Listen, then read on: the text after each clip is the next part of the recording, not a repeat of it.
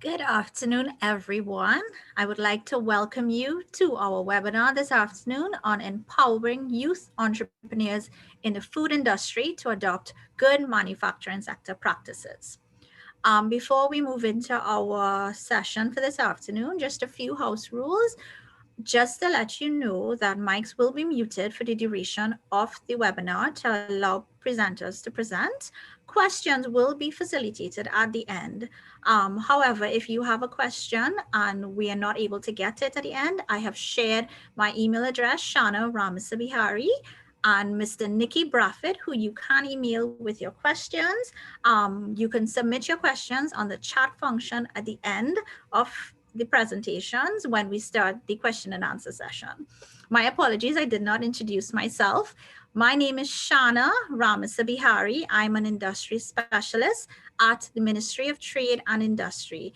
And I am very pleased to see the turnout for this afternoon's session. We have quite a number of notable speakers this afternoon, and I'm very excited that we have such a good turnout for this session because we are talking about a very important standard for the food industry, the good manufacturing sector practices. So as we continue, I'm going to pass you on now to Mr. Michael James, Director Industry at the Ministry of Trade and Industry, who will provide some opening remarks to everyone. Mr. James? Mr. Shedron Collins, General Manager, Youth Business, Trinidad and Tobago. Mr. Fayaz Khan, Director, Chemistry, Food and Drugs Division, Ministry of Health. Mr. Neil Rampasad, Chief Public Health Inspector, Public Health Division, Ministry of Health. Mr. Christian Maraj, Manager, Capacity Building of Export TT Limited. Fellow presenters, youth entrepreneurs, good afternoon. I am pleased to welcome you to our webinar on empowering youth entrepreneurs to adopt good manufacturing practices in the food industry. This webinar is a collaborative effort of the Ministry of Trade, Export TT Limited, the Trinidad and Tobago Bureau of Standards, the Ministry of Health, and Youth Business Trinidad and Tobago Limited. And it's designed to educate youth entrepreneurs on the importance of food safety. Therefore, I would like to take this opportunity, firstly, to commend YBTT and Mr. Shedron Collins for its work on empowering youth entrepreneurs, especially during these challenging times of COVID-19 pandemic. Your organization's commitment and dedication will certainly redound to the benefit of our economy of Trinidad and Tobago. In so doing, the government of Trinidad and Tobago recognizes that the creativity, vitality, and vigor of our youth entrepreneurs can help us navigate the challenges brought on by the coronavirus pandemic. You, young entrepreneurs, are historically more entrepreneurial than ever before, starting up twice as many businesses as previous generations. You are characterized by your willingness to take risk, your innovativeness, and proactivity in business environments. In so doing, the importance of youth entrepreneurs cannot be underestimated. And this importance of youth entrepreneurs is critical to the recovery of our economy. The Ministry of Trade and Industry and its key agencies are committed to working with you, the youth entrepreneurs, to enhance your competitiveness. This is aligned with government's development strategy 2016-2030, which we refer to as Vision 2030. And we specifically relate to theme 4, which speaks to building globally competitive businesses. Let me take a few minutes to indicate that the agencies present here today are key players in the entrepreneurship ecosystem and could provide you with the support needed to grow your business and become more competitive, both locally and internationally. This webinar is one such initiative where we are creating awareness of the good manufacturing practices standard and the business benefits of implementing these requirements in your company. In light of its direct link to human health, companies that manufacture food products must meet good manufacturing practices standard in order to ensure that foods are produced under hygienic conditions. It is also important to note that adopting the GMP standard will ensure that your company complies with our national requirements for food safety. It will also increase awareness of production safety among your employees and cement your company's reputation as a supplier of safe food and we cannot underestimate this point. Obviously, this will in turn improve your competitive edge in the market against your local and international competitors. The adoption of the GMP also lays the foundation for certification in the International Food Safety Standards as hazard analysis and critical control points, which we call HACCP, and ISO 22000. Let me add again that we have some notable presenters at our session today who will provide you with valuable information that you can later take to expand and improve your business. Let me begin with Trinidad and Tobago Bureau of Standards, the institution which would have developed the good manufacturing practices. And let me introduce Ms. Adrienne Stewart, who is the Standards Officer at the Trinidad and Tobago Bureau of Standards. And she will give you an overview of the standard and requirements for producing safe food. We also have a representative from the private sector, Ms. Sharon Chotelal, Managing Director of Harmoneros Pepper, who will go into further details on the benefit of implementing GMP standard in your company. I would also like to acknowledge Mr. Fayaz Khan, Director of Chemistry, Food and Drugs Division of the Ministry of Health, who will be presenting on the role of the CFFD. And Mr. Khan is a critical person in terms of food safety. So we need to be taking notes and writing emails to Mr. Khan as soon as he's finished. We also have Mr. Neil Rampasad, Chief Public Health Inspector, another critical person of the Ministry of Health, who will be speaking on the role of Public Health Division.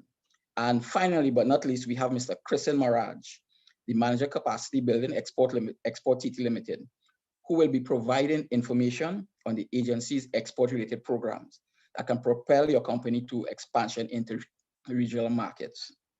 So therefore, in closing, I encourage participants to make full use of valuable information being presented. And I wish you a productive session and continued success in your entrepreneurial endeavors. I thank you. Thank you very much, Mr. James, for your words of welcome. And like Mr. James said, we are very excited to have so many youth entrepreneurs here with us today. We think you all are a huge part of what we do to diversify our economy and to take us forward. So moving straight into our presentations, we now have Ms. Adrienne Stewart from the Trinidad and Tobago Bureau of Standards, who will give a presentation on an overview of the good manufacturing sector practices. Adrienne? Okay, thank you, Shauna. Let me share my screen.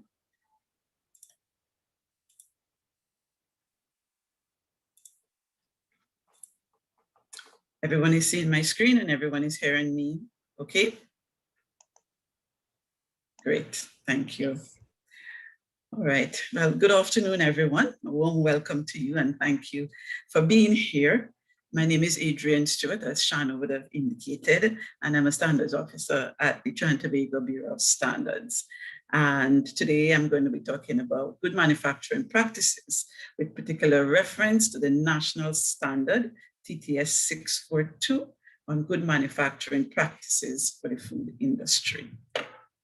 My presentation covers two topics, GMP defined and the GMP objectives. So I'm just going to give you a little background before I get into the full presentation, just to tell you how the standard was developed and why. So the need for the standard was identified by Export TT as there was no focused information on national foundational prerequisites on which to build and assure food quality. And, oh, I'm sorry. Something seems to be running along without me, right? To assure food quality and food safety. And this would have been around the time when the United States was developing their Food Safety Modernization Act and were about to implement it. This would have resulted in changes in the regulatory framework for federal food inspections and therefore affect inspections in Trinidad and Tobago, and actually had affected inspections in Trinidad and Tobago because quite a few of our manufacturers had poor outcomes to the inspections that were performed by the US FDA under the FISMA. Additionally, Canada was also looking to implement the Safe Food for Canadian Act. So this would have affected Trinidad and Tobago quite tremendously as two of our major trading partners. I'm going to scroll back up because my presentation seems to be running ahead of me. As I said, I'm not sure why that is, but anyway, we'll get it straightened out. So I'm going to define GMP, and I'm going to talk about GMP for a little bit. What are good manufacturing practices, or GMPs, as we say in brief? Well, they're a combination of essential operational, technical, and managerial practices, which are necessary to enable food establishments to consistently produce safe food. That is, GMPs are the minimum requirements in the food manufacturing or food processing business or establishment, which is necessary to produce safe food. It's all about producing safe foods. And then by extension, you get your good quality foods in there, but at the core of it is your production of safe foods. GMPs then are called prerequisite programs because they're the minimum requirements that you need for all regulations or standards which are related to food safety and quality systems. There are other prerequisite programs. You have current good manufacturing practices. You'll see this in the literature. It's basically the same thing as your good manufacturing practices. You'll see good agricultural practices. You'll see good hygienic practices. They're all prerequisite programs that you need in order to establish your food safety systems. If you don't have your prerequisite programs in place, then it's difficult to move on to a more complex system, which you will require if you're going to export and if you're going to meet all your regulatory requirements and so on. So from your prerequisite programs, you move to your HACCPs, which is Hazard Analysis Critical Control Point, which most persons are familiar with. But there is also an advancement on HACCP, which is called HARPC, which is Hazard Analysis Risk-Based Preventive Controls, all right? And if you have your PRPs and then you have your HACCP or your HARPC in place, then you move into your food safety systems, and then from there you move into your food quality and safety management systems, which are your ISO, your FSSC, your BRC, and so on, which are necessary usually for exports to the United States, to Canada, to the EU. So let's look at the region and let's put this into context of what's happening with regards to food safety. There are over 200 diseases which are spread by food. And we know that foodborne illnesses can be debilitating, and we know that there's social and economic costs to the individual, the family, the workplace, the healthcare system, and ultimately to the country from foodborne illnesses.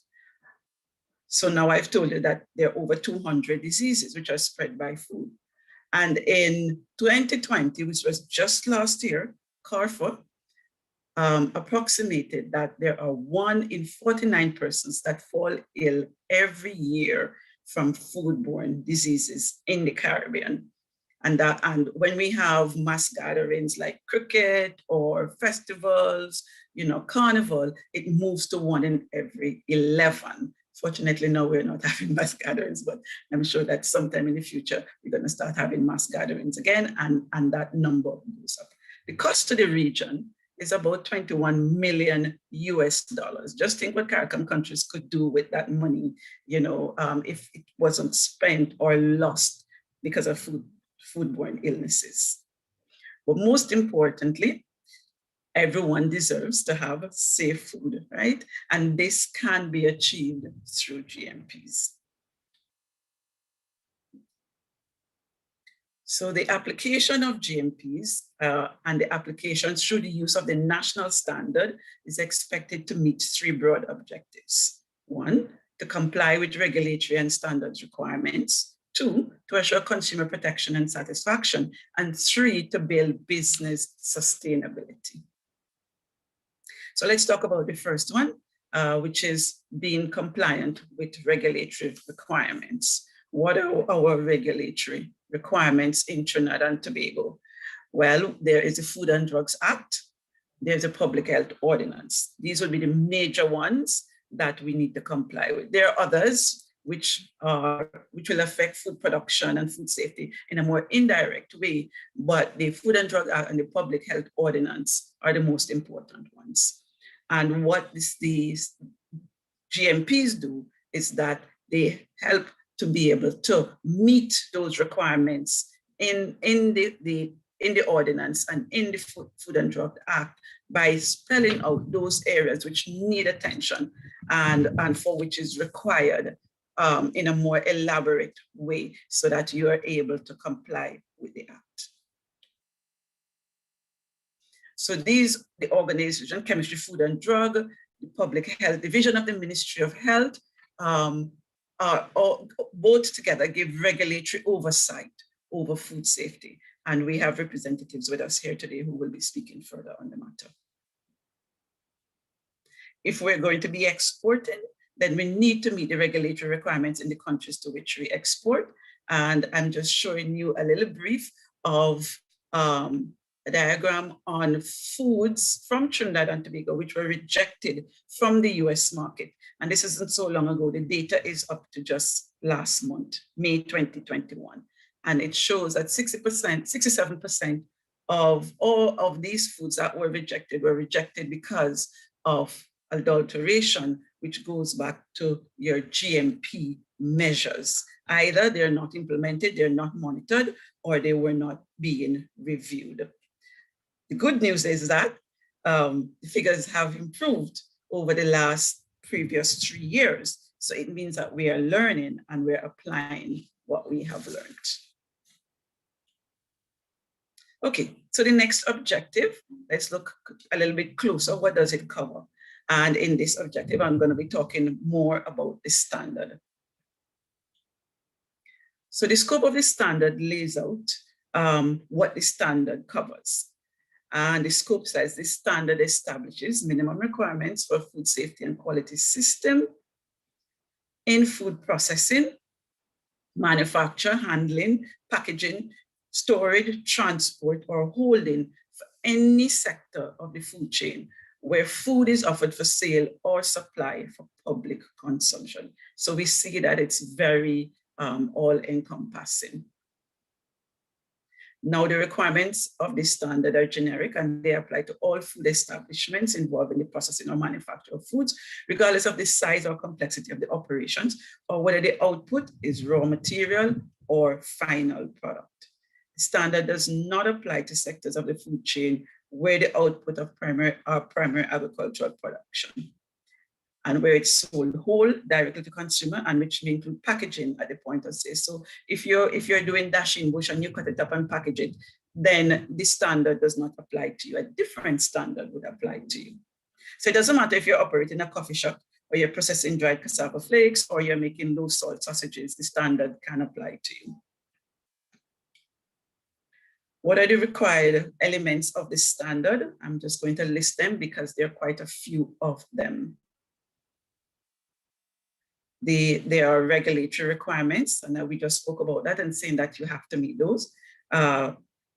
Requirements for premises, design, construction, and maintenance of internal spaces, hygienic facilities, utility systems, equipment and utensils, personal hygiene, pest control, storage and distribution, consumer information, procurement or purchasing, traceability and recall, allergen management, security, which is biovigilance and bioterrorism, and documentation, personnel training, and then you may or may not have your HACCP implementation. The system requires management involvement, and sometimes when we say management, people believe that, oh, that doesn't apply to me, I'm a young entrepreneur. You are the owner of the business, so you are part of the management of the business. Resource management, resource input and management, product planning and design, and system verification. That means you review your systems and you make sure that they are working.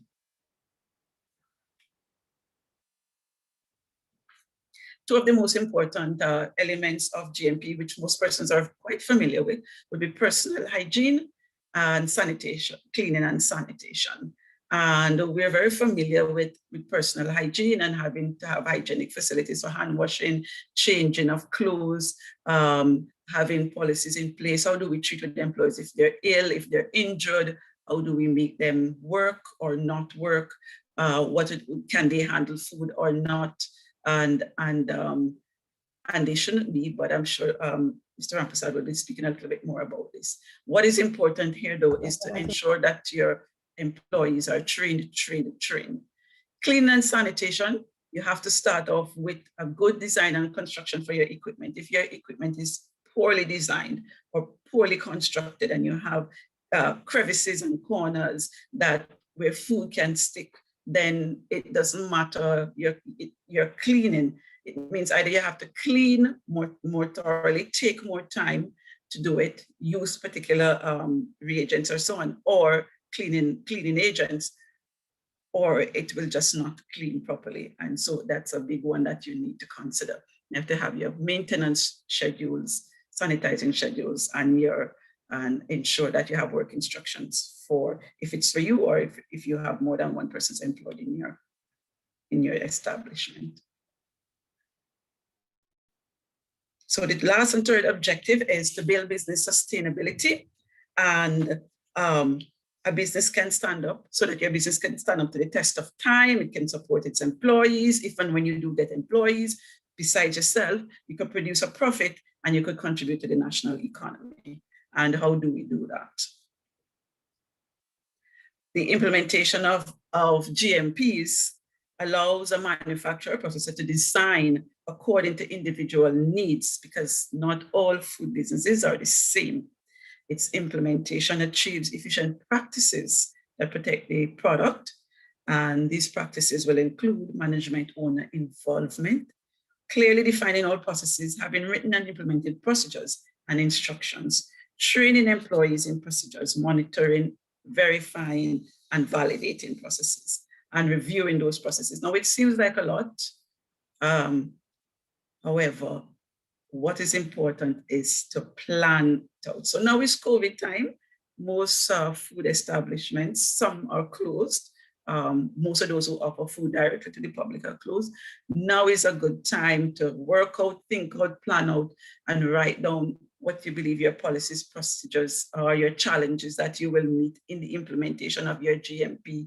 Establish your standard operating procedures, your sanitary standard operating procedures, and your work instructions. It may sound like a lot of work, but remember I said the complexity of your operation matters. So some establishments operate at a more complex level than others, and so the simpler your business, the simpler will be your written program. All right, so don't get turned off by this. It's just to help you to eventually see if you are meeting your goals and your objectives, right?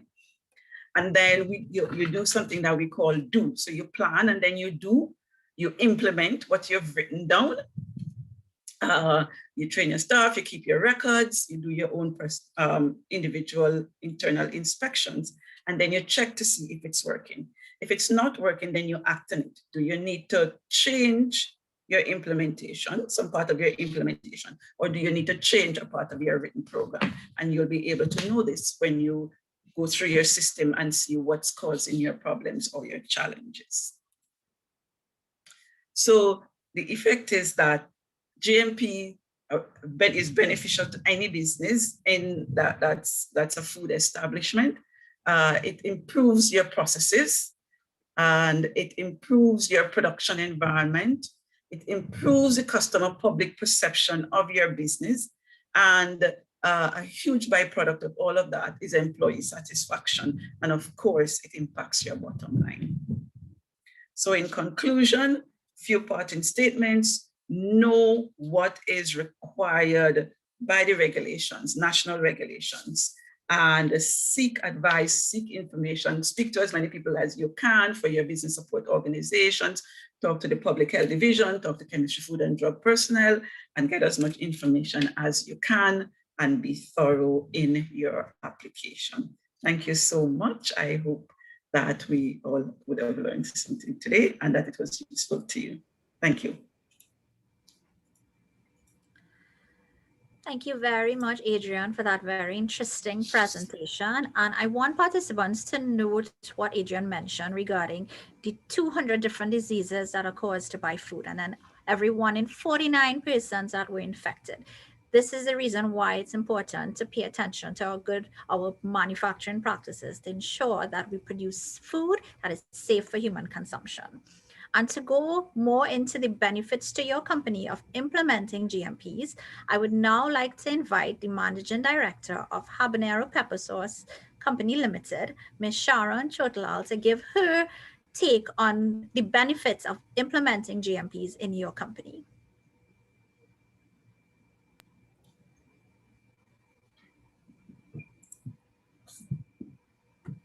Right. Hi, good morning, everyone. Hi, Sharon. Yes, we're hearing you. Can you see me as well? Yes, we are. You can go ahead. Thank you. Here. Okay, thanks. So good morning again to everyone, and thanks for giving me the opportunity to say a few words this afternoon on the benefits of implementing the GMP standards. And we'll go an extra step to say food safety manual, because they sort of work hand in hand in a business. I have to really capture the magnitude and the importance of this is going to take more than just a few minutes. So I am going to deviate a little bit from just the benefits to stress a little bit more on the importance of it, because if you know, you're all future entrepreneurs, and I look back from when I now started, you know, it helped me when somebody spoke to me in layman's terms of the importance of getting certain things done, because then you can see the true benefits of it, right? So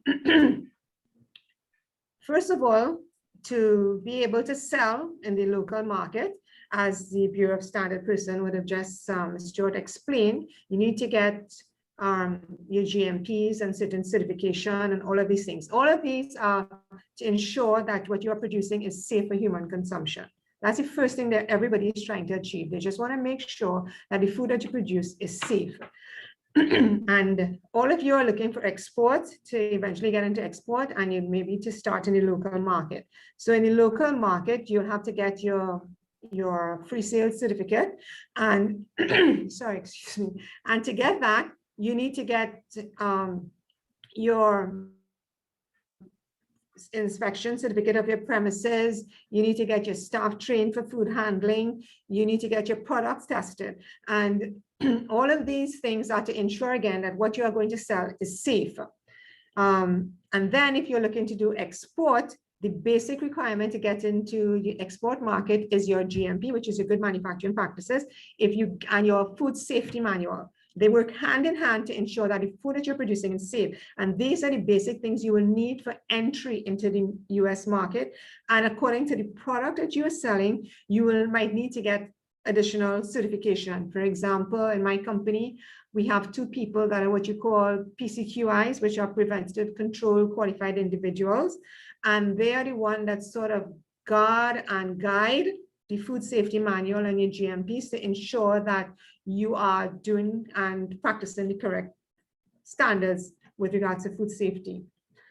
The quickest way to convince you of how important this is to let you know some of the, what I think anyhow from my experience, to let you know what are some of the things that could happen by failing to meet these standards, right? Your products could be detained and destroyed if you're looking to export, local or international. You can have a recall that nobody wants to have their products recalled. It is a huge loss, a huge blow to your business, and you could be blacklisted.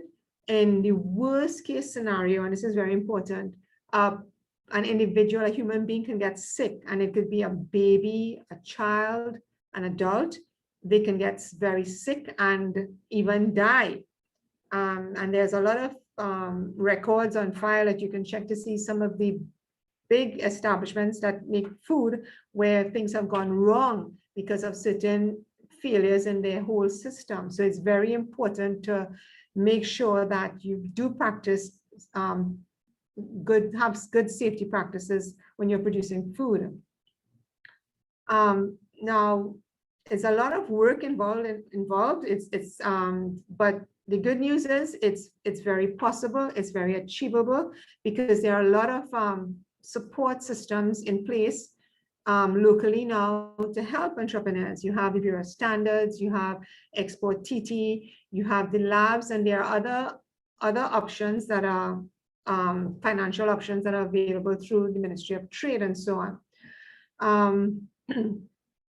Just be prepared for the reality of all of it, that you're going to have to do a lot of work. It doesn't happen overnight. This is my 8th year in my business, and I am still learning. I'm still being educated. Right now I'm enrolled in a training, which is a requirement for one of my products that I'm sending to the States. And that training is not even available in Trinidad. It's at one of the universities in the state, and I'm enrolled in it right now. So it's an ongoing thing. And one thing I want to add, having your GMPs and having your food safety manual is not the end of it. Your food safety manual and your GMP it's a working document, and it's a living document. So it's gonna change as you go along, right? A little advice that I probably just want to impart on you as you start this journey is, have a plan. Have a written plan. Start up with a basic draft and just think it through as thoroughly as you can from the beginning. And know exactly what you want to make, how you're going to make it, what shelf life you want to achieve, where you intend to get your raw materials from, how you intend to store it before, during, after, what type of packaging you're going to be using, your labor requirement. The labor requirement in Trinidad is different to the US and Europe. You have to be aware of things like allergens, additives, even preservatives, what is allowed in Trinidad, what is allowed in the Caribbean, what is allowed. Know your market, because every market have different regulations. The United States have 8 allergens, while Europe might have 13 allergens. All of these things have to be incorporated into your food safety plan. And then you have to document your process, your standards, how you're going to be, what systems are you going to put in place to ensure that at each point that it's being managed properly and effectively. And so it's from farm to fork, right? Know how every step of the way, from even when the distributor purchases your product, how it's going to be stored there. When the end user purchases your product, how are they going to use your product? How are they going to store your product? From if it's a bottle and it might have 50 servings in it or 10 servings, how is that product going to be good from the first serving to the last servings? All of these things that you have to take into consideration when you are looking to start exporting food. And then you have to have, okay, what are your policies? What are your procedures? What are your checklists? How are you going to ensure that at each step of it, that it's being monitored? And as you grow, things are going to change. There are so many things that as my business have grown, I've had to change, so that GMP and that food safety manual it's, as I call it, it's a working document, and it's your guide. It's the foundation for how your business is going to grow. And I would say, out of everything in my business, because as an entrepreneur, you have to manage your HR, your IT, your marketing, your finance, your social media, and so much more, and the training and your employees. The food safety, I would say, is the most important aspect of your business. That is the foundation. Once you have that working and you have it where you can train staff and keep it going, you need a good team to support you on this, because you can't do it alone. So your staff also has to be trained. But once you have that going, it gives you a certain amount of confidence to go out and sell.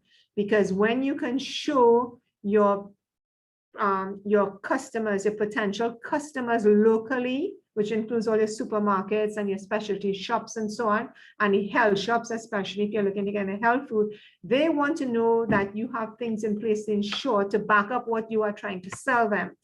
And when you reach to the international market, you're going to have to prove these things, right? And you prove it by, you get inspected, you might have to do independent audits. And the first thing they're going to want to see is your records to show that you have been maintaining all of these standards that you have put in place. It's not something you just do and that's the end of it. It is what is going to guide your business growth. And I can vouch for the importance of it because I have started to export.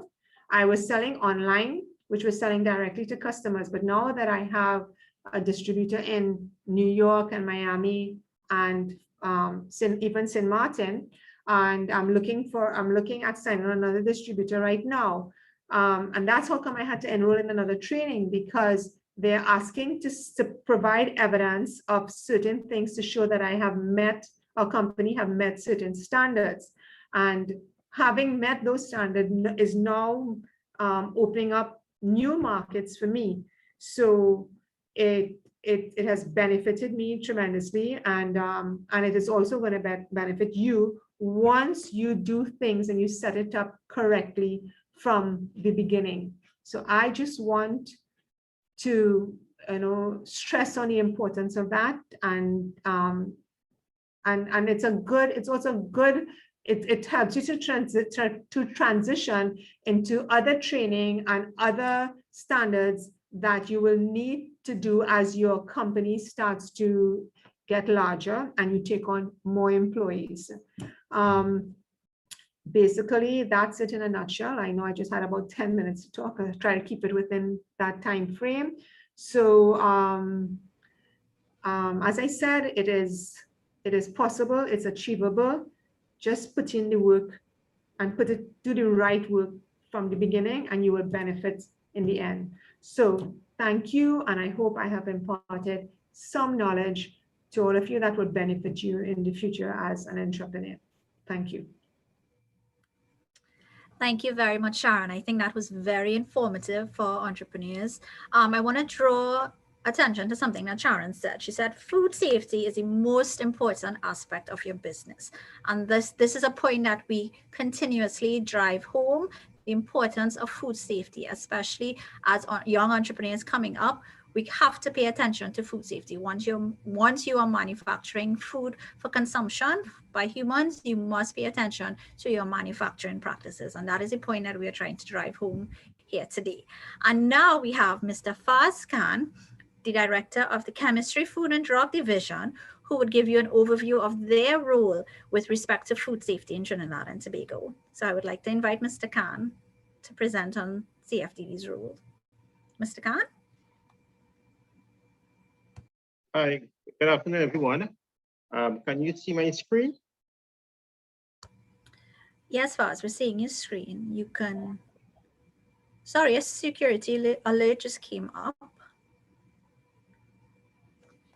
Okay, I'm gonna stop sharing and see what's the problem there. So I'm gonna try again.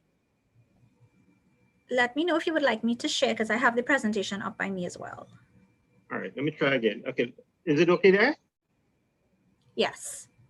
Okay, so good afternoon, everyone. And again, I'd like to extend congratulations to the Export TT Ministry of Trade for putting on this extremely important webinar on entrepreneurs related to food and food safety. So I'll go directly into the presentation.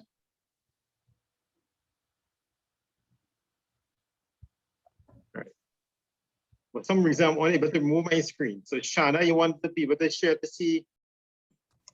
Yes, not a problem. Let me share. Okay, so I will stop sharing. I know what.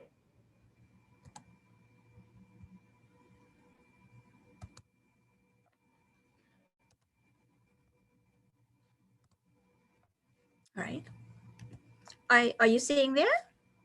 Okay, so next slide.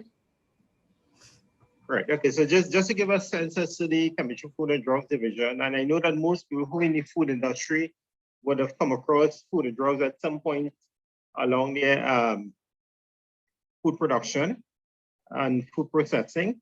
The Commission Food and Drugs is the regulatory body, and we are responsible for a number of different pieces of legislation that are directly related to food safety. Next slide.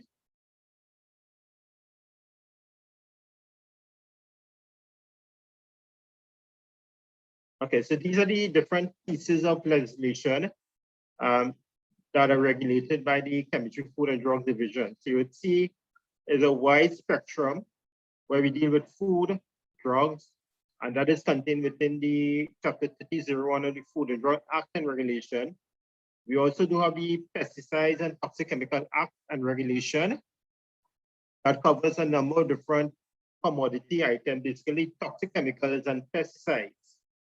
You would recognize the relationship between pesticide and food safety, but there's a direct link between the use of products used in production or at the primary production or on the fields that would have an impact on food safety. What you put in there is going to have an impact in the final outcome of the product and whether you can even export to certain markets. Because within certain markets, certain pesticides are prohibited. And if it is found in your particular food, then obviously that particular product would be rejected and there'll be a recall, and then there'll be a cost associated with that whole scenario. Next slide.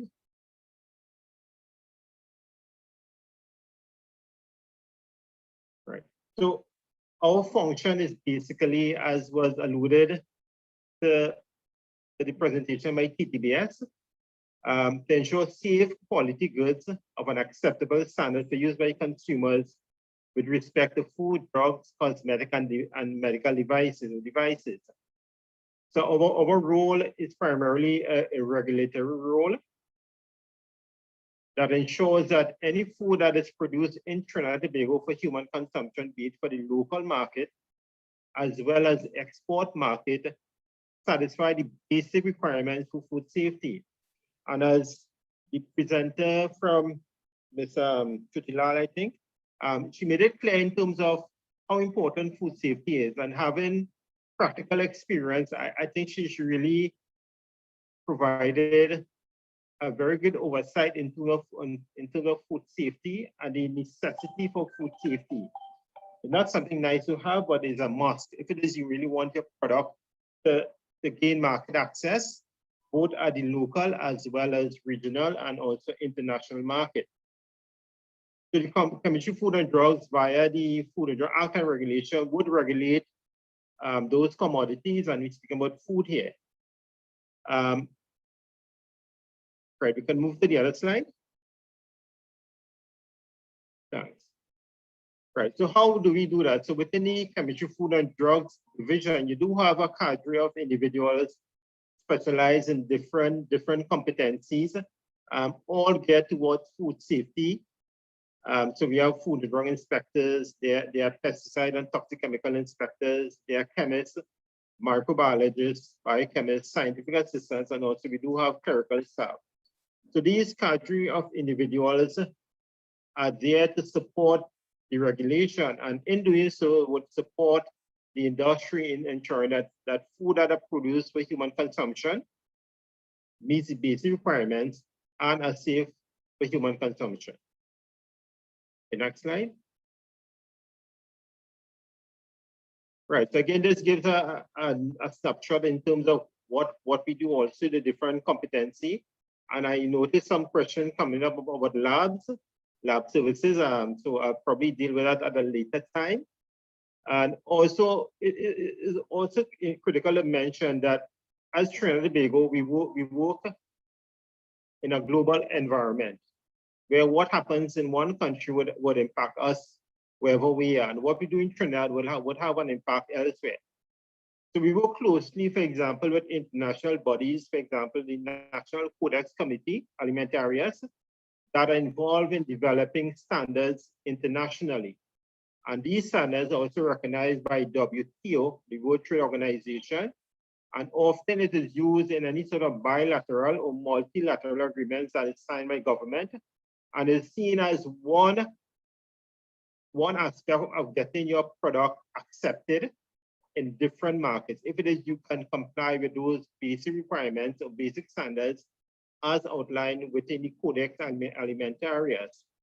I would advise that you also take a look at the Codex website. It's available to the general public. And again, it's going to give you more information, more knowledge on food safety.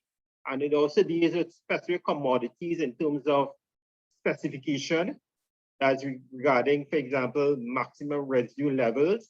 And we spoke about pesticides. We spoke things like cadmium in chocolate and cocoa. Again, Codex would recommend maximum levels of those heavy metals or impurities that is allowed to enter in different markets. So again, it gives you a wide spectrum of commodities, the specification and the requirements. Next slide. Okay, and later on, so these are some of the agencies that we have direct involvement or partner with. As food safety, as you would recognize, it starts as, and I think Ms. Chutlal mentioned it, from the farm to the fork. So it starts from there into your raw products until the finished processed product. So again, there's close collaboration between and amongst the different government agencies. For example, we have plant quarantine, we have public health, veterinary public health, and we also have the animal health production.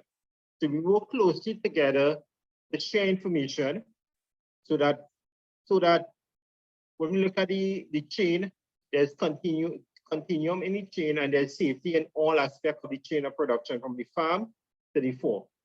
Next slide.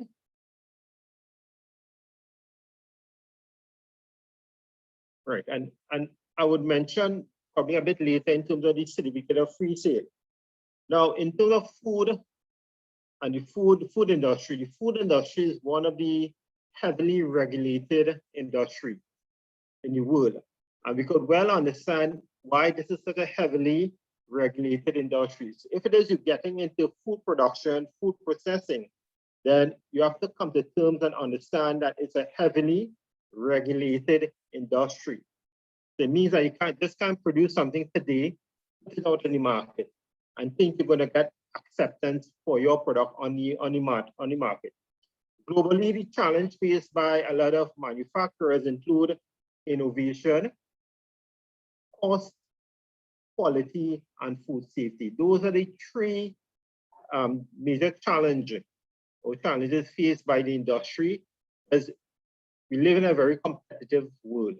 And if it is we are unable to produce a product that is innovative, if it is we are unable to produce a product that is cost effective, and if it is we are unable to maintain and sustain food safety within our processing, then obviously it would be difficult for us to remain in the food industry, in the food business. The market will drive you out of the market. So again, Commission for Food and Drugs is there to provide you with guidance and support as a regulator in assisting you in ensuring that your food meets the basic requirements of food safety.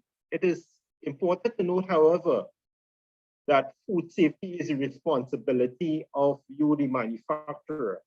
Food safety is not the responsibility of Chemistry, Food and Drugs, Public Health, Veterinary Public Health. No, the responsibility of food safety is the responsibility of the manufacturer. Next slide. Right, so as I was mentioning earlier, free sale certificate. This is one of the certificates that is commonly issued to the local manufacturers. And it basically ensures that once you have this certificate, it means that your product has satisfied the basic requirements of the Food and Drug Act and regulation. What we would ask for are these listed 8Fs. So you have the local public health registration, which is issued by public health after an inspection is done.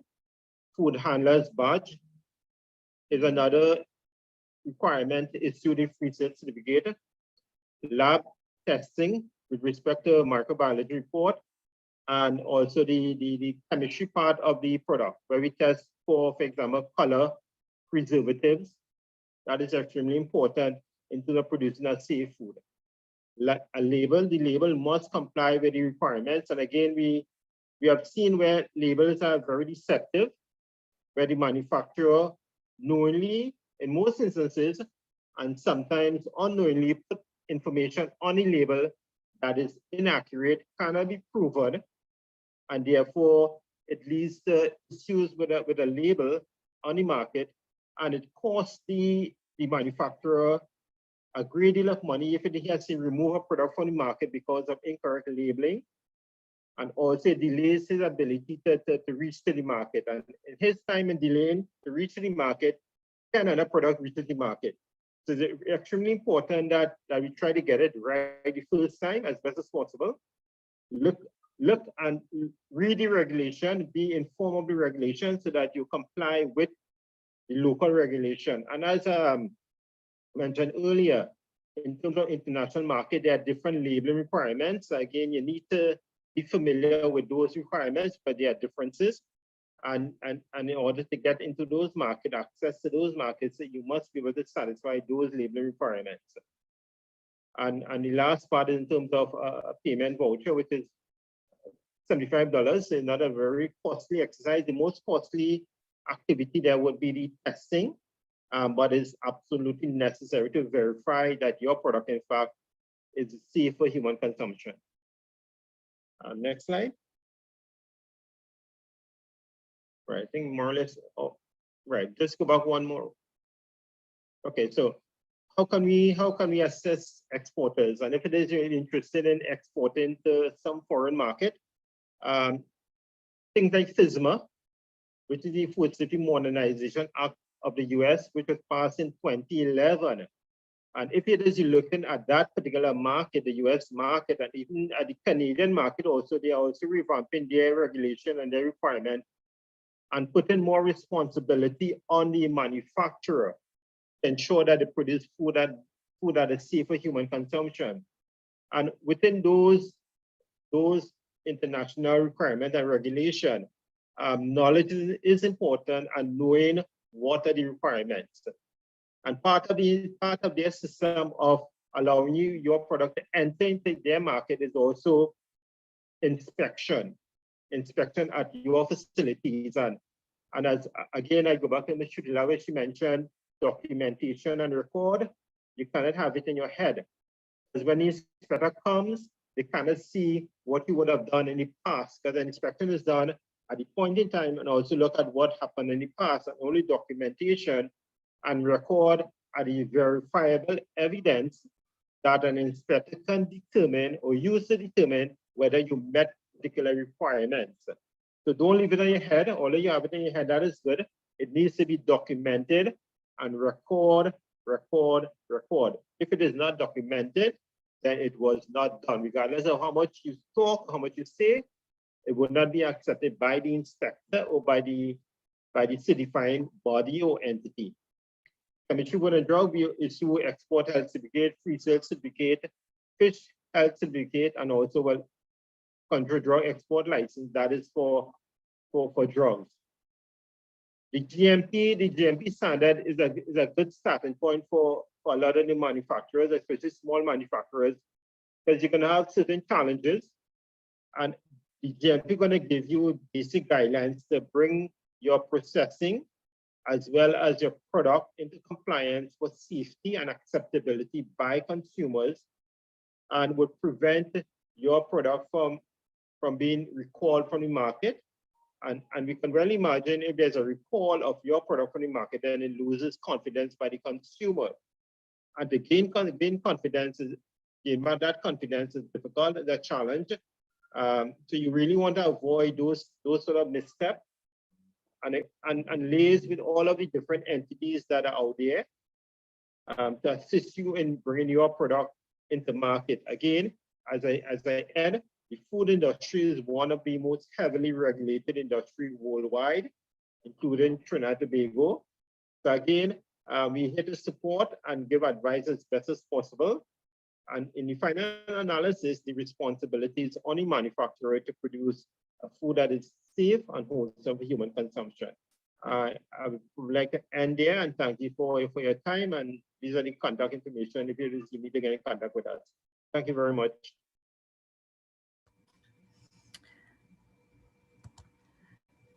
Thank you very much, Mr. Khan.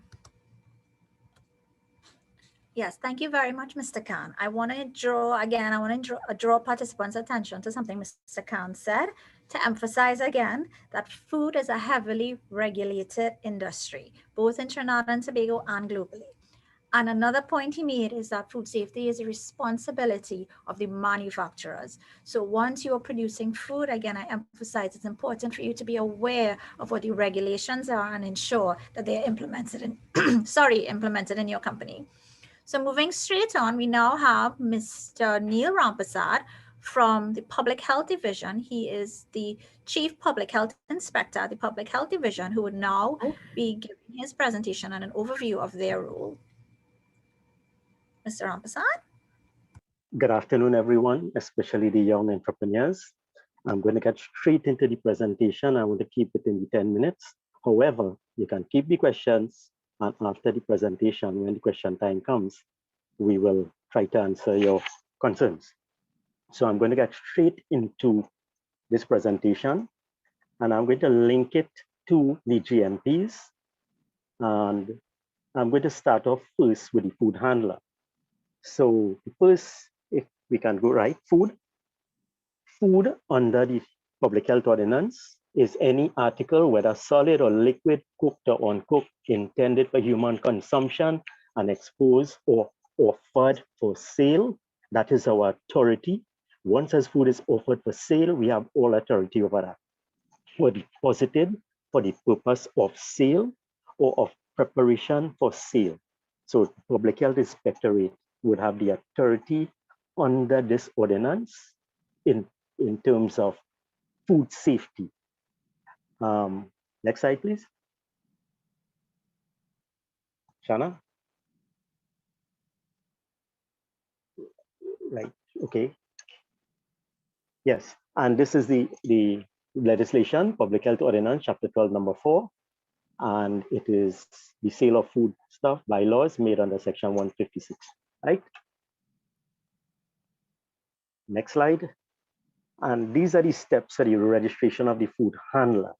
Now, you would be guided when you apply for a food badge. Remember, you are with offer food for sale. When you apply for a food badge, it is guided by regulation. Now, this example that we put here, it will, remember, we are a colony. This ordinance is about 100 years old, since 1917. So you will see like the town of Sandy Grande, maybe St. Anne's, Tacarigua. So when you see this here, these are just used as examples because you would have changed the boundaries, but this law still applies. So the bylaws are very clear in terms of the registration. And if we looked at the application for registration shall be made in each year and not later than the 31st of March thereof. Next slide, please. Right, so the first step is the application. So the food handler, well, must be registered, and every application for the registration of a food handler shall be in accordance to the form in Schedule 3. We'll give you an example of the 3 right after. To these bylaws and made not later than the 31st of March, which I just said, and that was in the law. Every Schedule 3 must be accompanied by a medical certificate from a registered medical practitioner, medical doctor, that the applicant is free from contagious or infectious disease or from any sore, eruption, or other affection of the body. So the medical practitioner will make an assessment of the food handler, look at you and see that anything is wrong. If your condition, if your health, it poses a risk to food safety, the medical practitioner will fill out that medical based on the fields that are requested on that medical form. And there's a specified medical form for that assessment.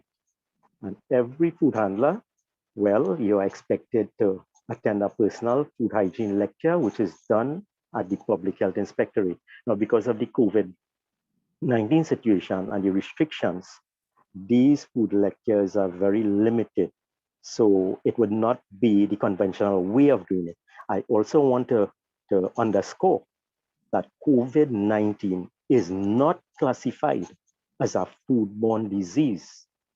However, it is a novel virus, meaning a new one. There are new things happening with this virus. So at this time, it is not classified as a foodborne disease. So keep that in mind.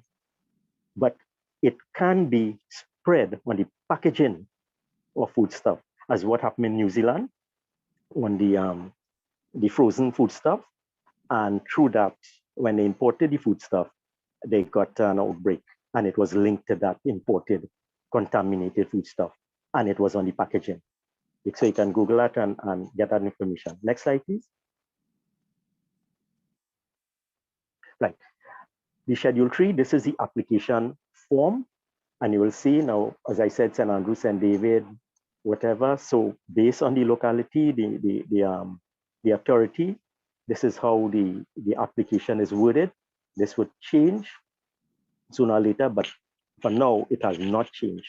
So this is what we use based on the different areas. And you make this application. 2, if you're a food handler, let me explain something here now.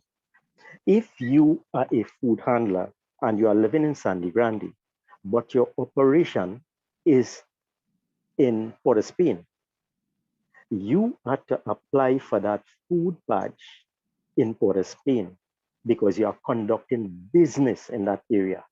And the Port of Spain city would have their own type of regulations because that is a city. I didn't want to complicate this presentation, but the country is really divided into 2 key areas: urban areas like the cities and the boroughs, and the rural areas. That is like maybe Caroni, St. Andrew, St. David, Sandy Grande, Pinal, wherever.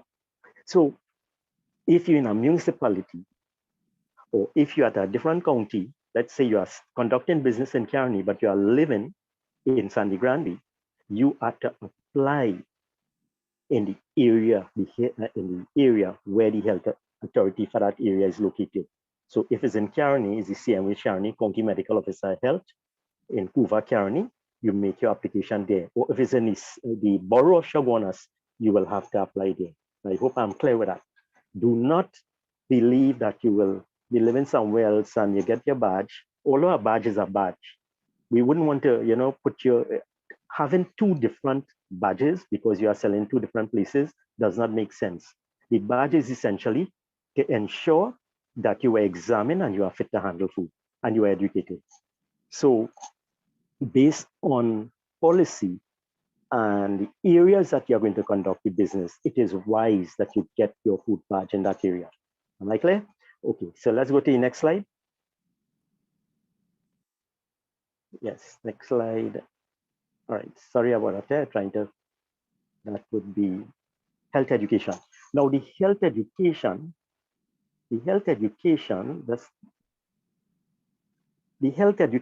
is simply based on the WHO recommendation for the food handler.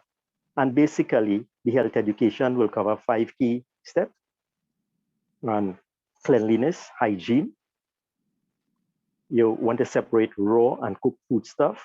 For example, you wouldn't want to store raw meat in a refrigerator above cooked food stuff because anything dripping from the raw could contaminate the cooked food stuff because cooked food stuff ready to eat. Of course, if you are cooking food stuff, you want to make sure that the temperature is reached, the internal temperature, whether it's chicken, whether it's pork, whether it's beef. If it does not reach that critical temperature, it would not be able to destroy the germs that could cause disease, which we term pathogens. A pathogen is simply a disease-causing organism. So if the temperature is not reached, it would not be sufficient to destroy these microbiological agents that if they survive, they can cause disease after you consume this product. Then that is the cooking thoroughly. And you keep food at safe temperatures. Ideally, cold food stuff should be kept refrigerated. That is less than 4 degrees Celsius. Some sites will show you the different countries, might say less than 5, but we accept less than 4 degrees, which is 40 degrees Fahrenheit. And then you want to store hot foods, hot. So you go to a restaurant and they are offering food for sale, and you have a menu there. You want to know there's a warmer keeping the foods hot, whether it's the rice, whether it's the pilau, whether it's the meat stuff, you want it above 60 degrees Celsius, because at that temperature, that is where you can control microbiological growth. And of course, you must use safe water, right? If you use contaminated water, the risk is there to contaminate your foodstuff and spread disease. So let's go to the next slide. So step 2, yes, right, step 2. Once as you have attended the lecture, provided that medical certificate, and you are now completed the process in terms of what is required, you are given a Schedule 4, which is the certificate of registration. And the Schedule 4 is, Shana, you just want to go to the other slide? Right, this is what the Schedule 4 looks like, and it will certify that you are registered. Now, this is really the official certificate for you being registered as a food handler. However, let's go to the other slide. However, look at this. It shall be lawful for the local authority to issue badges denoting registration to all persons registered under this bylaw. Supplement the Schedule 4. For every badge issued under this bylaw, there shall be paid to the local authority a fee equivalent to the actual cost of the badge. So you will go to different municipalities or different counties or regions, and they will maybe have a different cost for the badge. Please comply with them, because they will have that costing in terms of the actual cost of the badge, and that is controlled by the local authority. So you pay the fee and you are issued what you call a food badge. I believe most people will know what a food badge is. Every food handler must have a food badge, basically. Let's go to the other slide, Shana. Right. Now, this is the steps for the registration of the food premises or the business. These are existing premises. So I will separate this from new businesses. So we'll just go through this quickly, and this will set the platform in terms of what is required for new businesses. Next slide, Shana. Next one. Right. This is the legal bylaws made of this registration of shops, right? Everybody, well, this is the law where it will tell you that you must be registered with the local authority. Number 2, every person keeping or intending to keep a retail shop, as set forth in the next preceding subparagraph, shall forthwith make application to the local authority for the registration of such shop or place. So wherever you are, that will be before Shana. You might have to go back to the other slide, the previous slide, right? Under 2, you will see there, right? This is the legal authority that we have, that you will have to make that application and register. So the other slide, right? So registration process of food businesses. So the first step, you complete the application for the registration, which is the Schedule 1. So the next slide will show you the application form. Might be pretty old, but I believe it is legible. So this is the form that you will apply as a business operator or the owner, and you fill out this form and you lodge it with the local authority. So if your business is in Kearney, you fill out this form and you deposit this at the County Medical Officer Health Office in Couva, where it is located. And when you deposit that, they will then process it. So we go to the next stage, the registration process of food businesses. So step 2. So you made your application. We are assuming that you have a business running. So what is happening here now is that the inspector will take the application, the public health inspector that is, and he or she will visit your premises and they will conduct an inspection of your premises based on it's really a risk-based approach. And the risk-based approach, let me explain something about risk. Risk is a combination of probability by severity. So if I ask you, what is the risk of a shark biting you or me right now where we are located? I will tell you clearly, 0. The severity is grave. We could die if a shark should bite us now.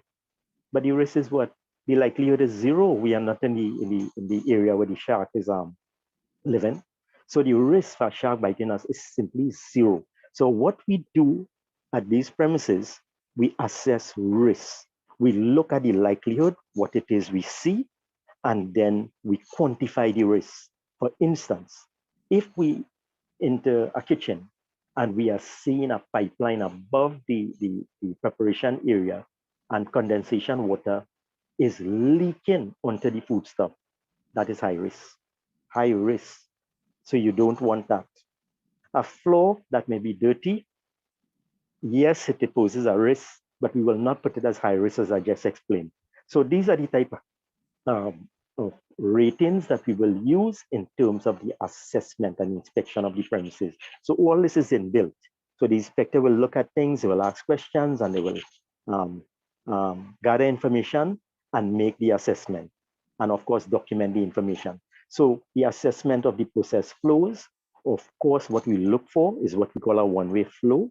Now, depending on your business operation, a parlor is different from a roti shop, as a roti shop might be different from, let's say, a doubles kitchen, or you're manufacturing sweet drinks or soft drinks. What I'm trying to say here now, the assessment of the premises must be linked clearly to the business operation. And what we will look at the process flows and see that there is a one-way flow and there's no crisscrossing that could pose a risk to the contamination of the foodstuff. Once as the risks are identified and are addressed, well, then you are on the way to getting your premises registered. What the inspector will do, the inspector will guide the proprietor or the business operator in terms of what, if the requirements are okay, all right, he will give you the feedback. If they are not, he will give you a notice, an intimation notice telling you what you need to do, show you what it is he is concerned about so that you can do the improvement works so that you can get your premises registered. So I'm going along again. So because I want to stay within the 10 minutes, of course, you can ask me the questions afterwards and I will try to address them in detail. So once the premises is deemed to meet satisfactory requirements, the Schedule 2, which is the certificate of registration that Shana is showing right now on the screen, that is issued. So this is the certificate of registration. Now let us go now, and this is just an example, right? This is how it is done. Let us go now to pre-registration, and we have a lot of entrepreneurs here. You all will want to get into maybe coffee production, you name it, ice cream, poultry, roti shops, doubles, blue food, full restaurant setting. You want to get into preservatives. So all these different types of bottling coconut water, all these different types of processes will have to be discussed with the health department, what it is you are going to do. And of course, you're supposed to get, you just cannot build and construct your business operation just like that without the approvals. We have laws in this land, town and country, the local authority. So you advise that please seek to get the necessary prerequisites, the approvals, so that if you have to construct your premises, you would not be breaking the law. And the first thing I would advise that you should do, you consult the health department in the area that you intend to conduct the business operation. You discuss it with the health department, arrange an interview. They will guide you. You will submit a proposal. So for instance, if you want to do, again, a roti shop, you will sit with the person, tell them what it is, what your menu will be, and then the inspector, he or she will guide you on what is expected. And it is based on 4 critical things. It's a simple food chain, source. So where are you getting your products from? So we're going to go outside a bit of GMPs, which is good manufacturing practices, and we're going to go into good agricultural practices if you're getting your raw food stuff, whether it's your vegetables, your green seasonings or whatever. So you want to know where the source is, and of course you should be buying food stuff from a reputable source and a safe source. And from when you get that, you have a chain. The next step, remember, safe source, first step. The other step is when you bring it into the establishment, and remember, this is going to be aligned with these process flows. So when you source your raw ingredients, you bring it into the establishment, the first thing you are going to do is to store it. If you are using meat stuff or items which would need refrigeration, you will need to have a wet storage. You will also have to have a dry storage, depending if you have flour, sugar, whatever other ingredients you have. So you look at storage, so source, then storage. Then from the storage, you are going to preparation. That is when you will start to prepare whether the meat stuff, wash the vegetables, whatever, in terms of whatever menu you may have. And from that, your cook step, which is also part of the preparation, when you are finished, that then you get it out now to the public in the sales or distribution, and that is safe serving. So there are 4 stages. So this is what the inspector will really be looking at, depending on what your business operation is about. And they will be looking to assess the risk and guide you on how to lay out the premises. Crisscrossing is not really permitted because this encourages risk. It increases the risk that you will take. You're touching dirt, you're coming from a dirty area, you're going to a clean area. If I may ask you, after you have cooked the food and it is there now, it is ready to dish out, that area, if I ask you a question, but I know you would not be able to respond right now, if it's a clean area or a dirty area, I am certain you all will say clean, and you are right. So the clean area, when that food is clean, you don't want somebody coming from a dirty area, right? You now preparing the raw chicken and you walking in and there to touch up the finished product. So you have to be very careful about the process flows, and this is what the inspector is looking for, and a whole number of things.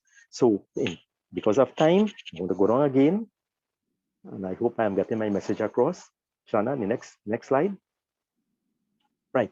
So the registration now, way before good manufacturing practices were standardized now, and it became a standard. This is what the Public Health Inspectorate, we have aligned with based on good, solid science. Another thing I want to underscore, you cannot go onto any website and everybody is an expert in terms of giving advice on food safety. You must align food safety with good, solid science. You have the Codex, you have the ISO standards, you could go to the EU standards, and it must be at that level where you'll be guided by good, solid science, and not somebody else giving you some different advice, and then you contradict what is expected.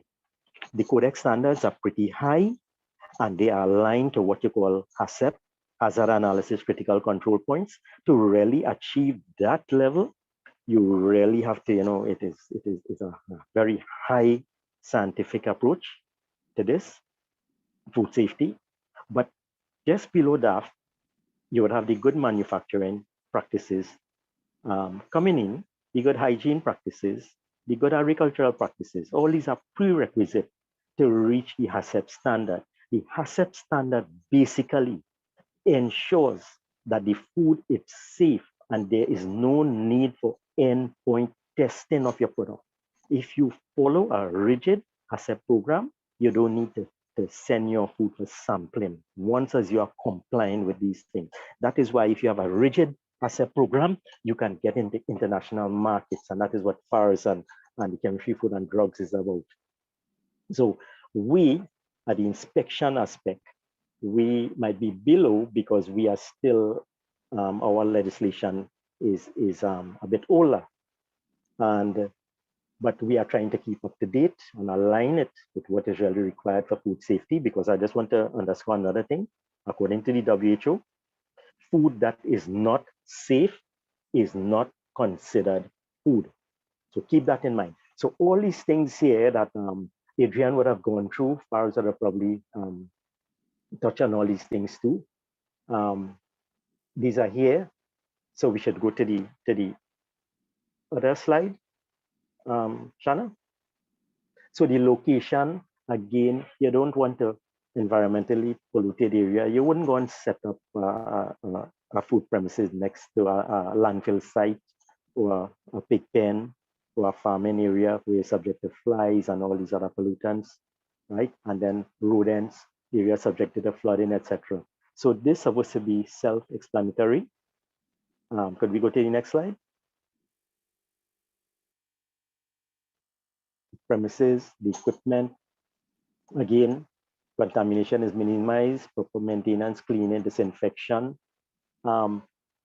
Just want to underscore that disinfection is a higher level of sanitizing, right? 99.9%. After above disinfection, you have sterilization, that is 100% kill.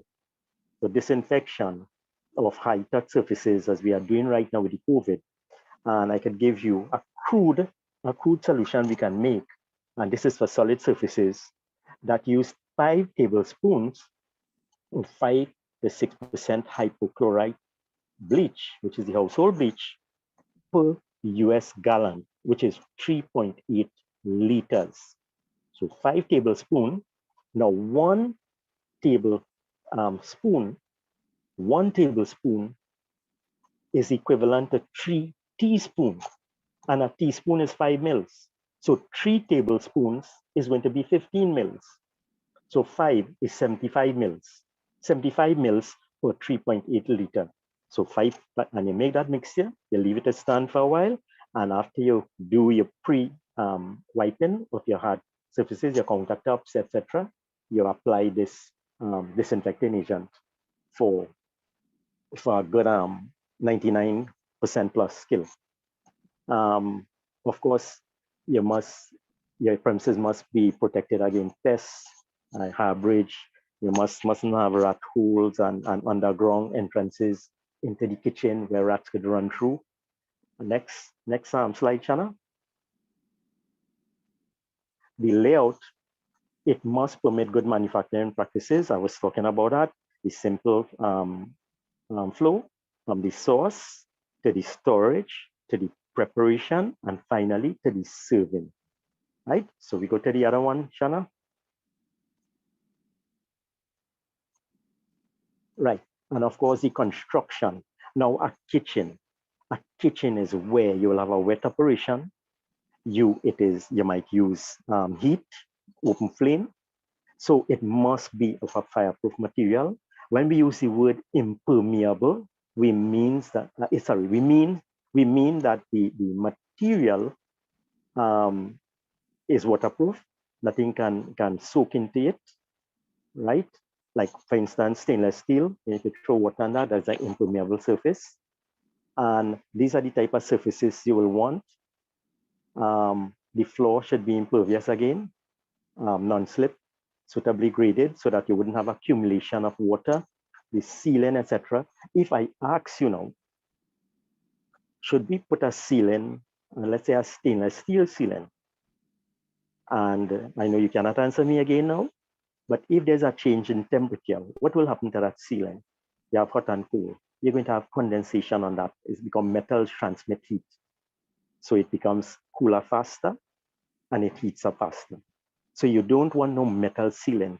So you're looking at something, maybe concrete on the side of the top floor, concrete, a smooth concrete finish, maybe a good hardwood finish.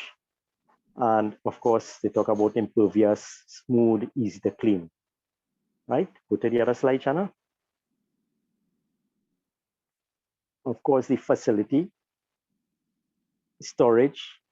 When we talk about suitable and adequate lighting, the lighting must, under the Occupational Safety and Health Act, the lighting must be suitable for the purpose so that you can see. So when you're in the kitchen, you're preparing food stuff, so you want an adequate amount of light. And you really need, as the science will say, overlapping pools of light so that there are no dark spots. So that also you have to be careful with fluorescent lighting in a food establishment, because if you have anything, any piece of equipment turning and you have fluorescent, you will have something called a stroboscopic effect where it will be turning and it may appear to be in slow motion and you can cause injury to yourself, right? If you underestimate what is going on with that. So you really need overlapping pools of light so that you can see the work surfaces, about 500 lux is recommended. And you want to make sure that whatever you are doing, you can make a proper assessment of what you are doing. And drainage, of course, you don't want no accumulation of water in there. Solid and liquid waste, make sure you have a bin to collect all the waste generated, to package it and get it out as soon as possible. There are many other things we could speak about, right? You want to go to the next slide, Shanna? All the arrangement of the toilet facilities, all this, but because of the 10 minutes, we cannot go into all that. All these requirements basically is to ensure that food is safe for human consumption. Or if I want to extend it, if you're looking for a certificate of free sale and you want to get into the international market, it is to ensure that food is safe and can be traded. And that is where you will have to align with the Codex standards. And then FARS and Chemistry, Food and Drugs, you will need to get those type of certification so that you could get into the export markets. And I'm hoping that the audience that we have here today, these young entrepreneurs, right, you all are looking to align with higher level production, because if we could get into the export markets, it could address several things in this country. Employment, you know, we are aligned to the Sustainable Development Goals. We have you know, poverty, to reduce poverty because you'll be employed, and you know, you generate foreign income. And that, I mean, not only that, we are looking even at the tourism. Whatever you're getting into, even if you are supplying the local tourist industry, you have to be very careful, because you do anything with your food stuff and you create, or you are the cause of some event that will result in a foodborne disease outbreak, reputation is done. The tourist industry, in terms of that, whether it's a hotel or whatever it is, the reputation is going to be compromised. So we don't want that. So all the reasons to comply with all these standards and the good manufacturing practices, this is the platform at least which we could use and help achieve this whole goal. Finally, once as you have built your premises and satisfied the requirements of the Public Health Inspectorate, and your premises now would be assessed after, this is for the new businesses. Once as you are okay, you will apply on the Schedule 1. The inspector will visit your premises, and if the business operation is satisfactory, which we hope that you will comply with, the Schedule 2 is issued. So your business operation is registered. This is a prerequisite to working towards the certificate of free sale, which FARS and Chemistry, Food and Drugs will ask of the Public Health Inspectorate that for persons looking for the certificate of free sale, you will have to have these certification before you get into that. So I will end here, and I thank you all very much. I believe I went over time, but I humbly apologize for that. And I will be here waiting to take any questions later on. Thank you. Thank you very much, Mr. Rampasad. And we're almost at the end. We now have Mr. Kristen Maraj from Export TT, who would give a brief overview of the type of support that they can offer to entrepreneurs, especially in relation to food safety. Kristen? Sure. Thank you, Shana, and good morning, everyone. Just bear with me because my presentation disappeared.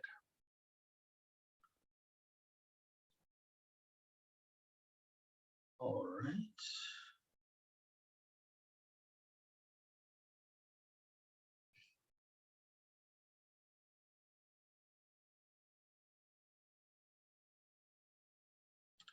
All right, Gavin, could you share my slide? I'm not seeing it to share now.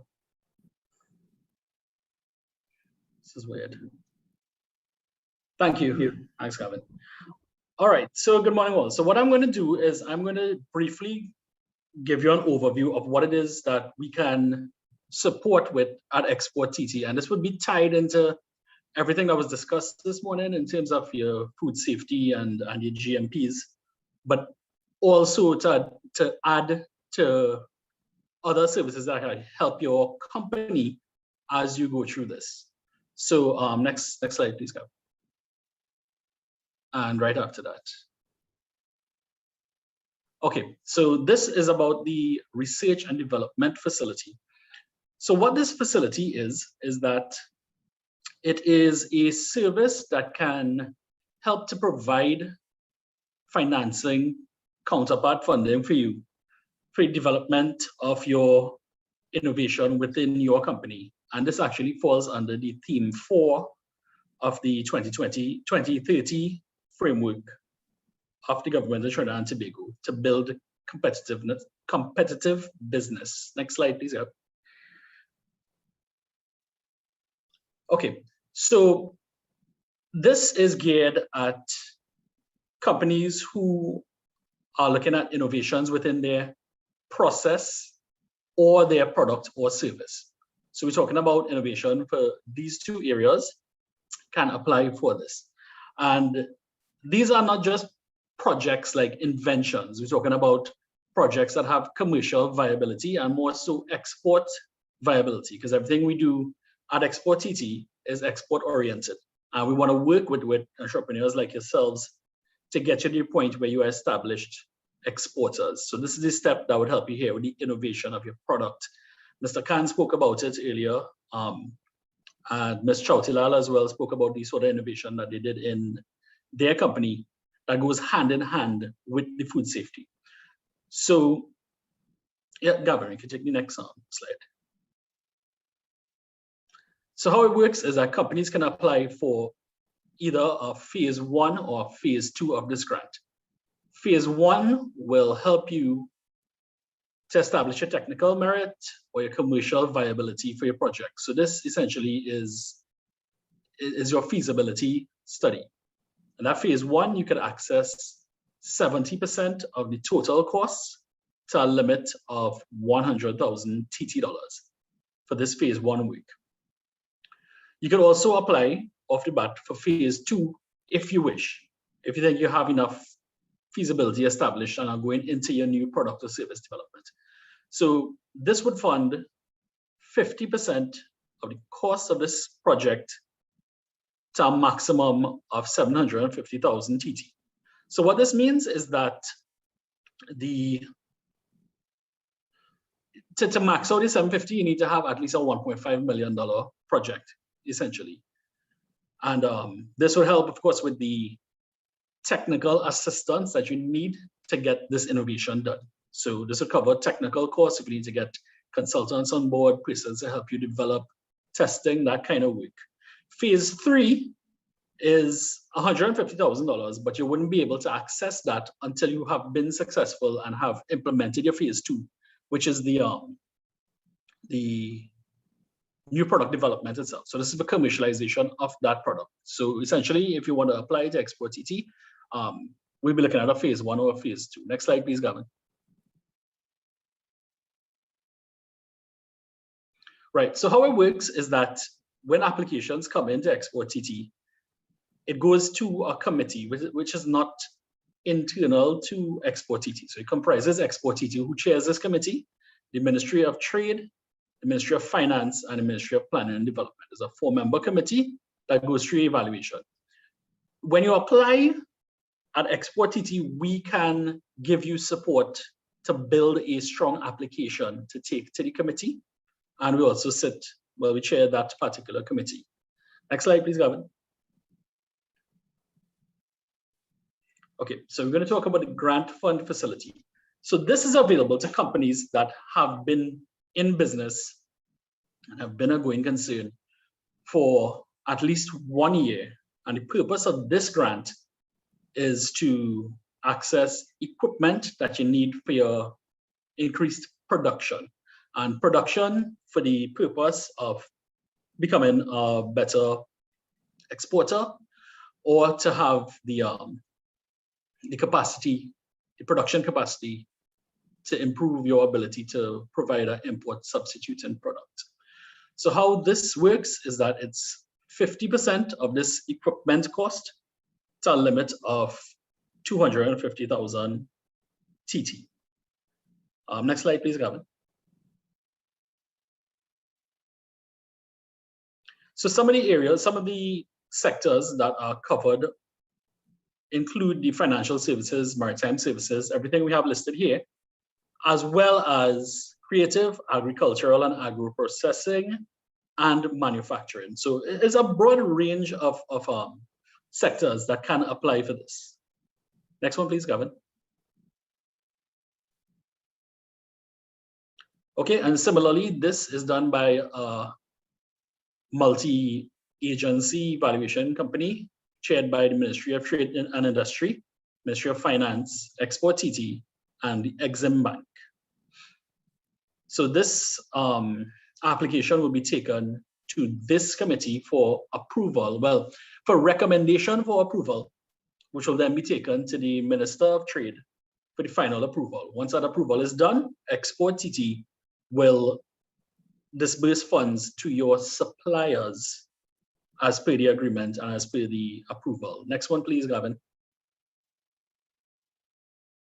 Okay, so this is the steel pan grant, the steel pan manufacturing grant fund facility, which is in the similar vein of the grant fund facility, but this is specifically for steel pan manufacturers. So I don't know if there may be many of you here at this webinar right now who are steel pan manufacturers or tuners, but this is geared towards them. And if you have any colleagues, you could pass on this information to them. So this is a bit different to the grant fund facility in that companies within this industry can access machinery, equipment, software, tools, raw material, and training. And the companies can access $250,000 per tranche of this grant. I wouldn't really get into too much detail of this, but with us we have Mr. Braffett, and yeah, Mr. Braffett, who'll be able to guide you along, and we'll pass on the contact information. You can skip the next few slides, please, Gavin. You can skip that as well. All right, so I want to talk about co-financing. So co-financing is essentially financial support that we'll give you at Export TT for export-related activities. So we spoke a lot about product testing this morning. We also touched on label design and modification for the sake of export. Those things are available. The financial support is there under the co-financing service of Export TT. How it works is that companies can access 50%, they can be reimbursed 50% of some of these export-related activities, all of which are listed here, and it's on our website, and I'll share my contact info, to a limit of $35,000 annually per company.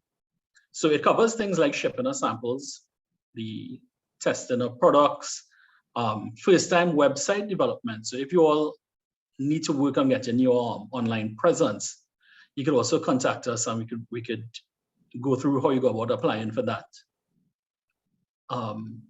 Website development as well as e-commerce functionality, of course, because I mean, given the whole pandemic right now, that might be a way to pivot that you might be looking at. Your online sales and e-commerce, business to business and business to consumer e-commerce, and we could give you some support there. So these are some things that can be covered. We have trade show participation as well, but I don't know if that'll be applicable right now. Trade shows and so on. But next year, feel free to check us on that. Next one, please, Gavin. Right. So this is tied directly to the conversation that happened this morning. This is the support that we can give you to meet international standards. So we provide training at Export TT, firstly, that can help you to work towards getting the international standards. So in the past, we have done the Food Safety Modernization Act training, HACCP and GMP training for companies. But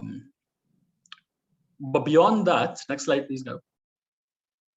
But beyond that, we can help you meet these international standards. So we spoke about GMP this morning, we spoke about HACCP, the ISO standards that you need to meet for your food safety. There's also the FSSC 22000. And of course, there is the Food Safety Modernization Act that you have to comply with to be able to export to the US. So how we can help you as an entrepreneur right now is that you can access 50% of these costs. So the technical costs of getting this implementation done, we can help you with 50% of that to a limit of 50,000 TT. Next slide, please, Gavin. I'm not sure if we have one. Right, so this is my contact information here. I kept it brief. The plan was actually to go into a bit more discussion, but we could save that for the Q&A. And we'll share these presentations with you. And this is my contact information here. Note my cell number. If I cannot take your call at any time, I do respond to WhatsApp. So if I'm in a meeting or a presentation or anything, feel free to leave a WhatsApp and I'll get back to you. So thank you very much for your attention this morning and for being with us this morning. Thank you very much, Kristen. That was a great presentation, giving a very nice synopsis of the services that Export TT offers.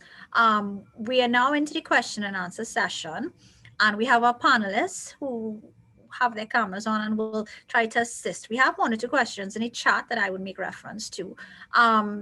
So Chanel Diaz asked if, Mr. Rampasad, and you could advise, if you have a branch in San Fernando and then you open a branch in Port of Spain, do you need to have a food badge for both places? No, absolutely not. What you will need to have is that if you have employees there, the employees who are assigned to that branch, they must have the food badge from that municipality or that region.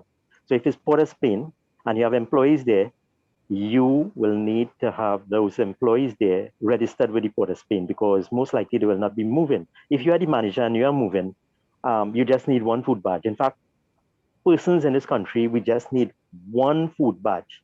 It's just that if you are conducting your business in one area and you are there assigned, you will need to have that badge for that particular municipality region.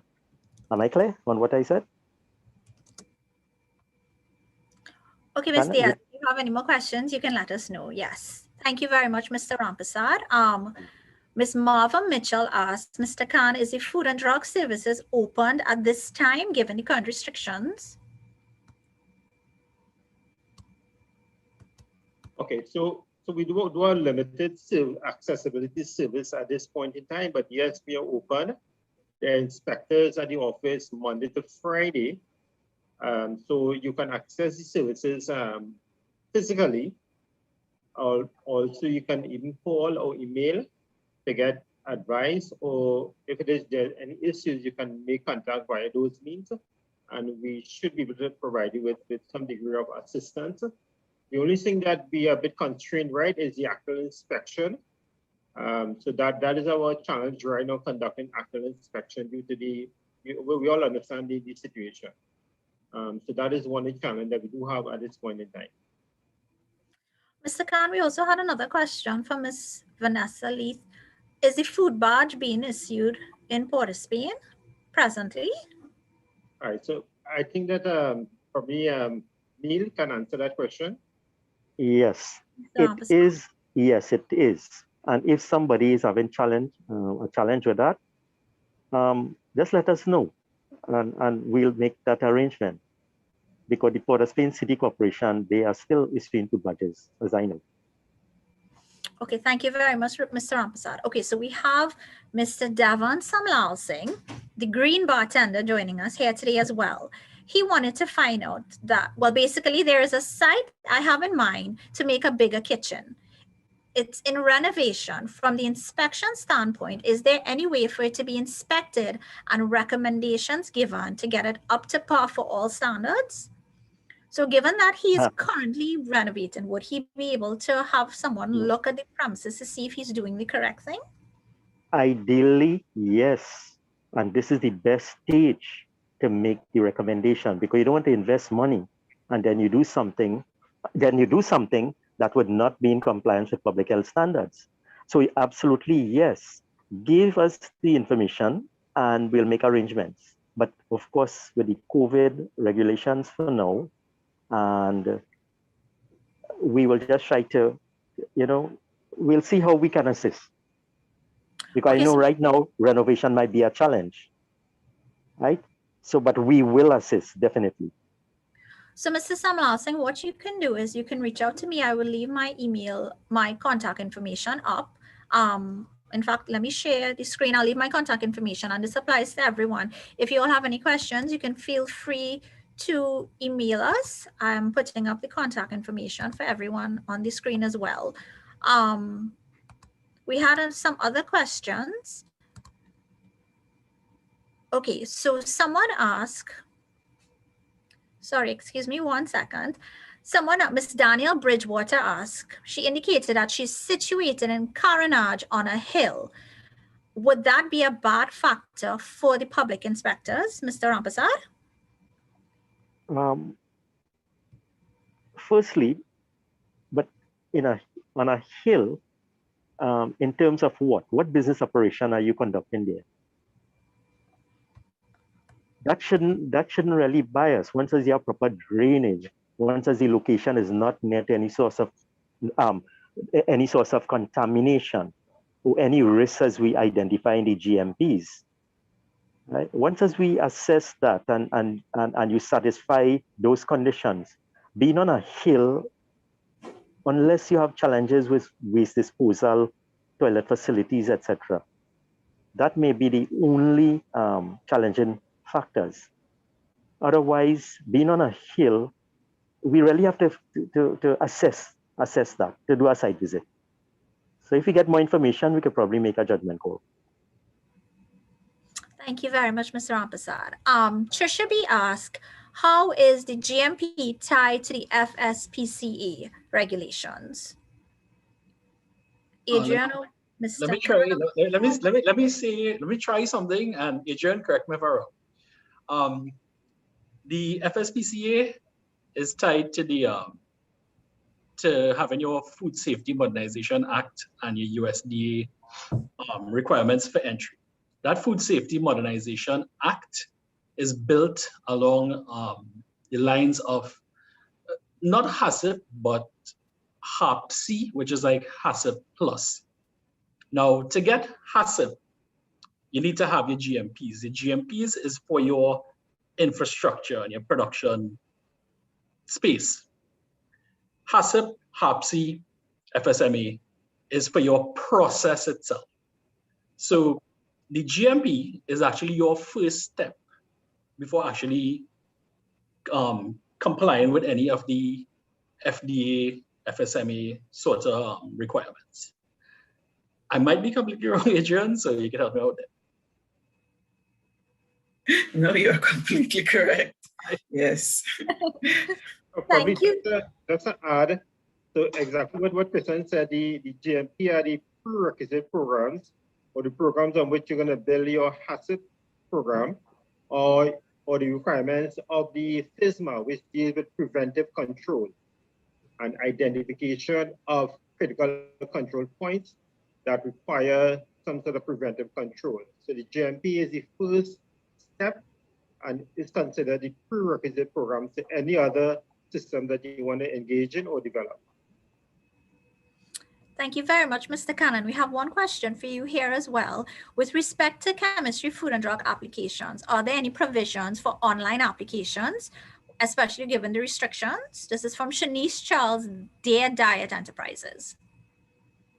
Okay, so yes, an application can be emailed under this situation, and we'll address the email and the content of the email. However, at some point in time, the physical label must be brought in to us. But yes, we can address some of this issue via email and via online system. Okay, and I have a question from Crystal Phillips. Is there a preset template / guidelines for various food processing businesses?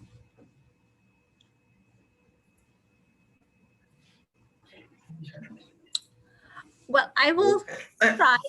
You'll add it. Basically, the GMP provides an overarching set of guidelines for any businesses that produce food. So I think it's a good place to start in terms of looking at what the GMP standard is and seeing how you can implement those particular requirements in your company. And in terms of product specification of different types of products, the Food and Drug Act and regulation do contain requirements specific to class of food products. They can use that as a guide in terms of what the product ought to have or should have in terms of the ingredients. Codex also a good place to be looking for product specification. Codex Alimentarius also can give you guidelines in terms of what are the limits in particular products and based on that class of products. So yes, through the Food Act and regulation as well as Codex can be a source of information. And these, just to add, these acts are available online. So it's something that you could research. And especially if you're now starting your food safety journey in your company, getting hold of these regulations, these local regulations, is a very good place to start for your company. So that way you have an idea in terms of what is required. And I think we have a very nice question here to end off our question and answer session. Miss Jewel Joseph asked, what is the cost of the TTBS GMP standard? So there is a hard copy available. There is a PDF version available on TTBS's website. Adrian, could you advise us on the cost of it? The cost is $152 TT dollars. 100 and how much, sorry? 152. All right, so it's $152 for those interested in purchasing it, and it's available on TTBS's website. So I think that is it in terms of the questions. I have put up on the screen our contact information. My email address, shannon.ramos@gov.tt, is there. If there are any further questions that you all have, or you wish to reach out to the Chemistry, Food and Drug Division, Export TT or TTBS directly, their contact information and their email addresses are there as well. I would like to extend a big thank you to all of our presenters today. I think they had some very good information which was shared with the participants. I hope you all were be able to make use of the information that was presented today. And like I said, we are here to answer any further questions you may have. Expertise is there to provide any assistance with respect to starting you on this journey if you're interested in it. So thank you very much to our presenters and to our participants. And I wish you all a very productive day, and everyone, please stay safe. Thank you for joining us.